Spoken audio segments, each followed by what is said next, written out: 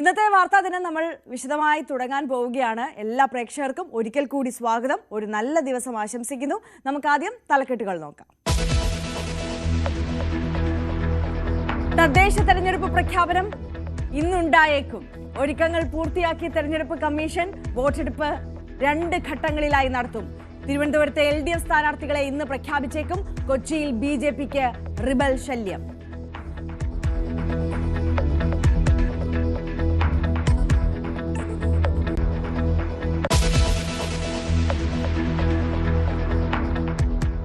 Thiruvananthapuram medical കോളേജിൽ ചികിത്സ കിട്ടാതെ ഹൃദ്രോഗി മരിച്ചെന്ന ആരോപണത്തിൽ വിദഗ്ധ സംഘത്തിന്റെ റിപ്പോർട്ട് ഇന്ന്.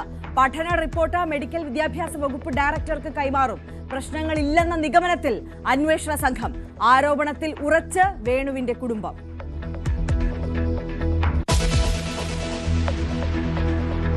തിരുവനന്തപുരം SAT ആശുപത്രിയിൽ പ്രസവത്തെ തുടർന്ന് അണുബാധയുണ്ടായി യുവതി മരിച്ച സംഭവത്തിൽ പ്രതിഷേധം ശക്തം.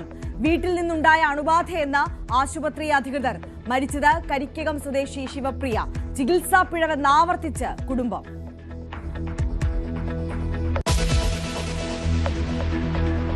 ബീഹാറിൽ ഇന്ന് നിശബ്ദ പ്രചാരണം. വോട്ടെടുപ്പ് നാളെ. 2ാം ഘട്ടത്തിലെ ജനവിധി 122 മണ്ഡലങ്ങളിൽ.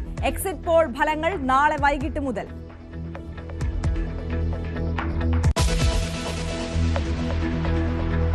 ശബരിമല സ്വർണ്ണപ്പാളി മോഷണക്കേസിൽ ഉണ്ണികൃഷ്ണൻ പോറ്റിയുടെയും മുരാരി ബാബുവിന്റെയും കസ്റ്റഡി കാലാവധി ഇന്ന് അവസാനിക്കും.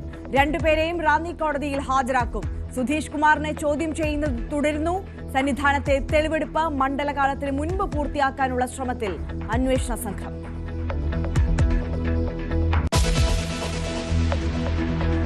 സഞ്ജു സാംസൺ ചെന്നൈ സൂപ്പർ കിങ്സിലേക്ക് എത്താൻ സാധ്യതയേറുന്നു. CSKയും രാജസ്ഥാൻ റോയൽസും ധാരണയിലെത്തിയെന്ന് സൂചന. സഞ്ജുവിന് പകരം രവീന്ദ്ര ജഡേജയും സാം കർണും രാജസ്ഥാനിലേക്ക്. IPL ഗവേണിംഗ് കൗൺസിലിന് ഉടൻ സമ്മതപത്രം കൈമാറിയേക്കും.